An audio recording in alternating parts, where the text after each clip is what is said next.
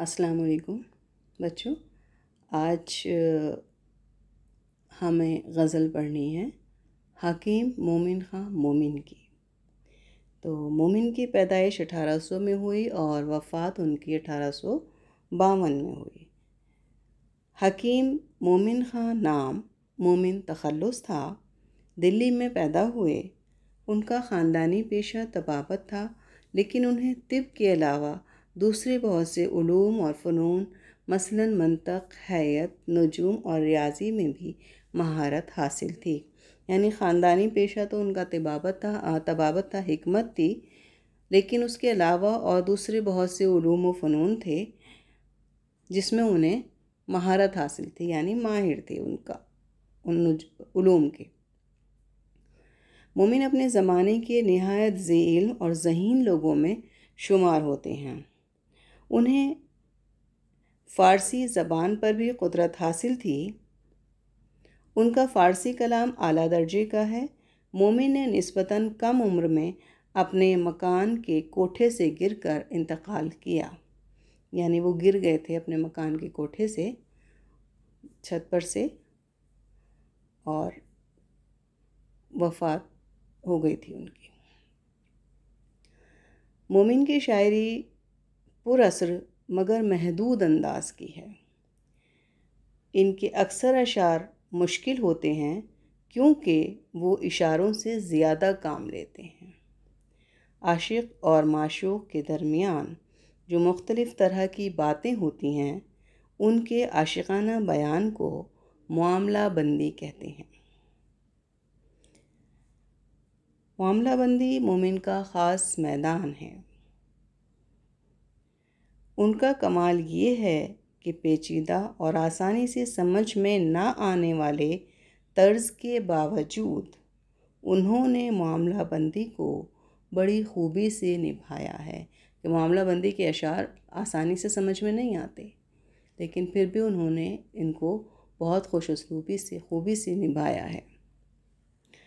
मोमिन के कलाम में मकर शायराना की अच्छी मिसालें मिलती हैं। उन्होंने तख़ल्लुस के इस्तेमाल से अपने मक़तों में भी ख़ास मानवियत पैदा कर दी है। यह है मोमिन का एक बहुत मुख्तसर सा तारुफ। और आगे हम इनकी गज़ल पढ़ते हैं। देखिए, इनकी गज़ल है ये।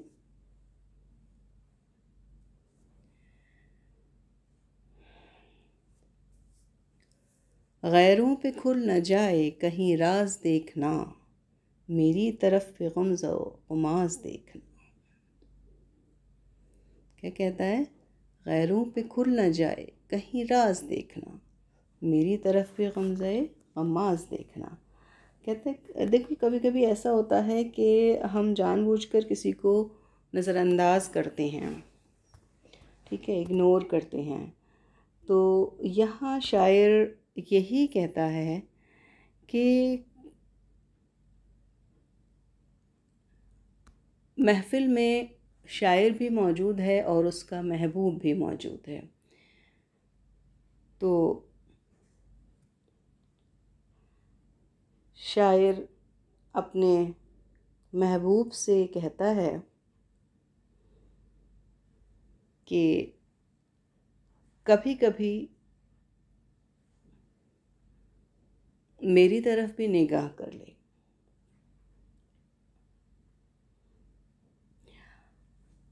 ऐसा होता है कि जब हमारे दिल में चोर होता है ना, कभी कभी, तो हमसे कभी कभी ऐसी हरकत सरज़द हो जाती है जो बहुत एहतियात के बावजूद भी हम उस चीज़ को छुपा नहीं पाते।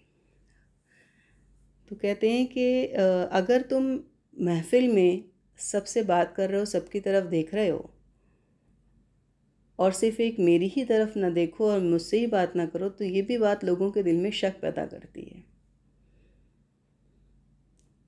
तो ऐसा मत करना, कभी कभी मुझ पर भी एक नज़र डाल लेना, मेरी तरफ भी देख लेना। ऐसा ना हो कि लोगों पर इश्क का राज खुल जाए, लोग इसको समझ जाएं कि आखिर ऐसी क्या वजह है जो ये सबसे बात कर रहा है, सबकी तरफ देख रहा है, और एक मेरी तरफ, उसकी तरफ नहीं देख रहा। ठीक है।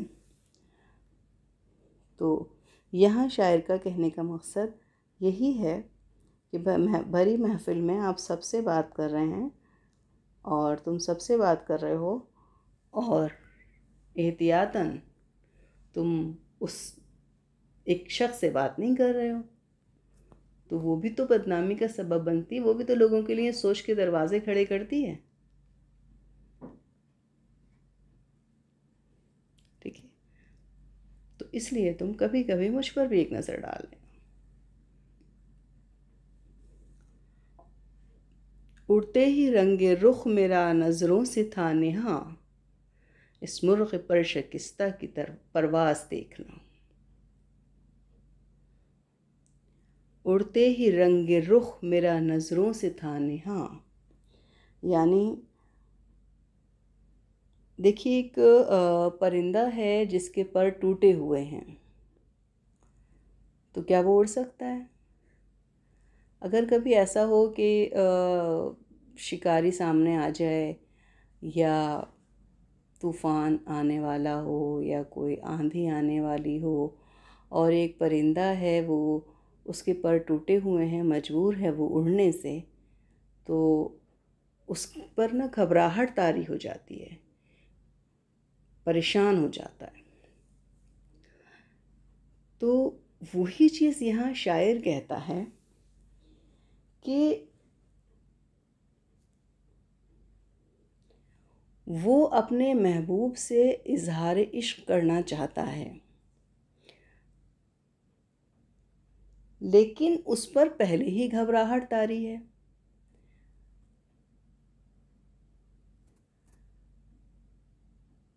कि जैसे जिस तरह से एक परिंदा है, उसके पर टूटे हुए हैं और उड़ना चाहता है वो, लेकिन उसके चेहरे पे पहले ही घबराहट तारी हो जाती है, वो खौफ हो जाता है कि कहीं ऐसा ना हो कि मैं गिर जाऊं या मैं उड़ ना पाऊं।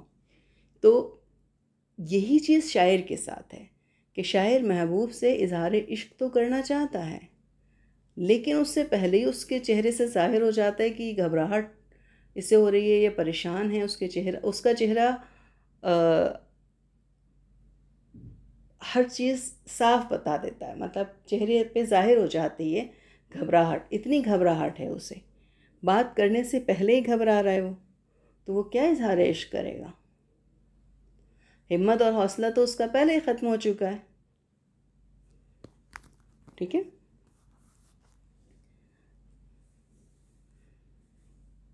क्योंकि देखिए एक मैंने कहीं था कि कोई भी काम आप करते हैं तो सबसे पहले हिम्मत और हौसला आपके अंदर होना चाहिए उस काम को करने का, तभी आप उस काम को कर पाएंगे। अगर आप में हिम्मत नहीं है, हौसला नहीं है, तो आप कुछ नहीं कर सकते। और हिम्मत और हौसले की बदौलत तो बड़े बड़े काम कर जाते हैं लोग।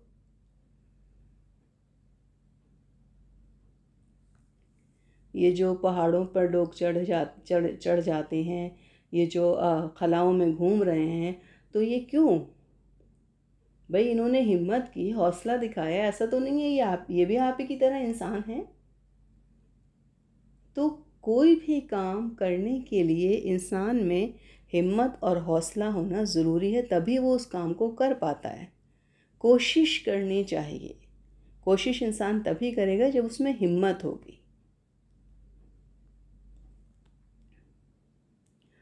दुश्नाम यार तबे हंसी पर गरा नहीं, ए हम नफस नज़ाकत आवाज़ देखना। अब यहाँ इस शेर में शायर क्या कहता है? महबूब की आवाज़ की तारीफ़ करता है। क्या कहता है? दुश्नाम यार तबे हंसी पर गरा नहीं, कि महबूब की आवाज़ इतनी हसीन है, इतनी खूबसूरत है कि उसकी जो वो मुझे बुरा भला जो कह रहा है, जो मुझे गालियाँ दे रहा है, जो मुझे गलत अल्फाज कह रहा है, वो भी मुझे बुरे नहीं लग रहे, कि मैं उसकी आवाज़ के सहर में खो गया हूँ, मैं उसकी आवाज़ में खो गया हूँ। उसकी आवाज़ ही ऐसी जादू भरी है कि उसकी आवाज़ में मैं खो गया और अल्फाज पर मैं गौर ही नहीं कर रहा कि वो मुझे क्या कह रहा है। तशना में यार तबे हंसी पर गिरा नहीं, यानी उसकी गालियाँ भी मुझे बुरी नहीं लग रही हैं। हम नफस नज़ाकत आवाज़ देखना, किसी को उसकी आवाज़ देखो, आवाज़ पे गौर करो, अल्फाज पे गौर मत करो। शायर यही कर रहा है।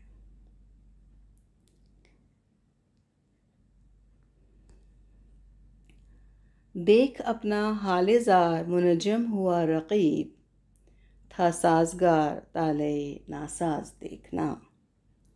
अब इस शेर में शायर कहता है कि इश्क में मेरी हालत देखकर नुजूमी मेरा रक़ीब बन गया। मतलब उसको मेरी हालत से मेरे महबूब की हुस्न का, खूबसूरती का अंदाज़ा हो गया है, और उसने जो मेरा हाल देखा है, जो मेरी किस्मत का हाल देखा है कि वो मेरे मतलब नसीब में नहीं है, जो मेरी किस्मत में नहीं है वो, और उसके इश्क में मेरी ये हालत हो गई है कि मैं दीवाना हो गया हूँ। तो वो मेरी इस हालत को देखकर वो नुजूमी मेरा रक़ीब बन गया, यानी उसका आशिक बन गया है। देख अपना हाले ज़ार मुनज्जम हुआ रक़ीब। नुजूमी कहते हैं जो आगे का हाल देख के बता देते थे।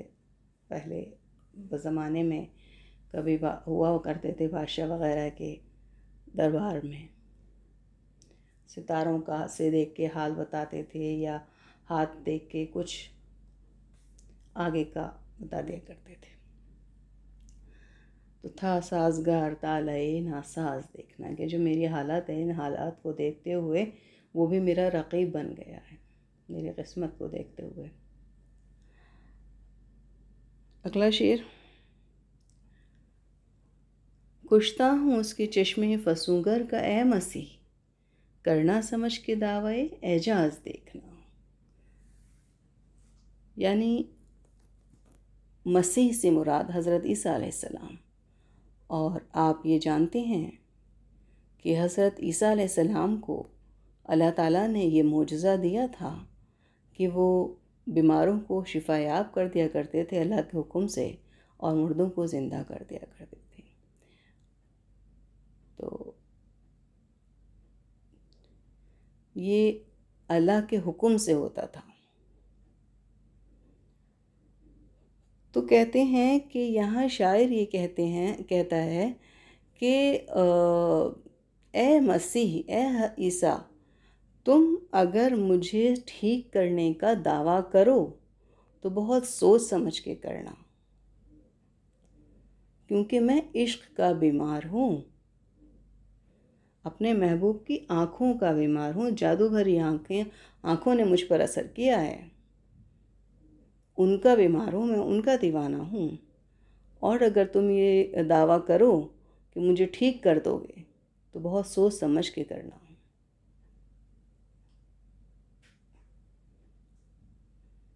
इश्क का कोई इलाज नहीं होता। ठीक है। तो यहाँ शायर ने हज़रत ईसा के मुअज़्ज़े की तरफ इशारा किया है, और ऐसे शेर को सनते तलमीह कहते हैं, जैसे जिसमें किसी तारीख़ी वाक़े, तारीख़ी शख्सियत का ज़िक्र होता है, वो शेर सनते तलमीह का शेर कहलाता है। आपके सिलेबस में है, हम आगे आगे पढ़ेंगे इसे। तरके सनम भी कम नहीं सूज़े हजीम से, मोमिन गमे माल का आगाज़ देखना। तरके सनम भी कम नहीं सोज़े हजीम से, यानी कि महबूब से ताल्लुक़ तोड़ना भी कोई आसान काम नहीं है, बहुत मुश्किल काम है।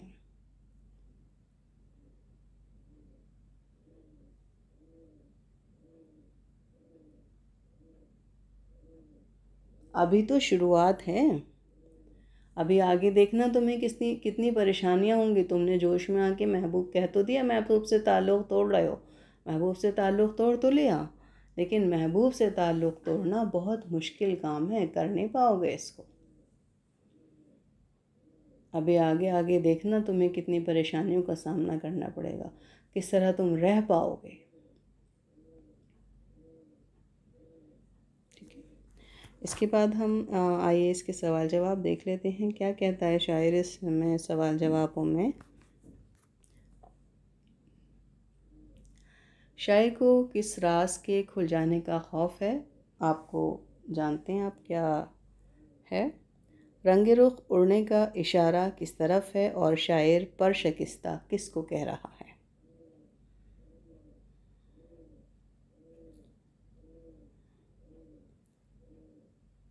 तबे हज़ीं पर दुश्मना में यार गरा क्यों नहीं है? गज़ल के किस शेर में तलमीह का इस्तेमाल हुआ है और इसका क्या मतलब है? ये आपको समझा दिया है गज़ल के कौन से शेर में तलमीह का इस्तेमाल हुआ है। चौथा शेर, ये चौथा सवाल का जवाब ये मैं बता देती हूँ। देखिए 5वें शेर में है, ये शेर है, कुश्ता हूँ उसकी चश्मे फसूंगर का ए मसीह, ये शेर है। ठीक है, इसका दूसरा मिसरा ये है। शेर पूछा है तो दोनों मिसरे लिखने हैं, करना समझ के दावे एजाज देखना।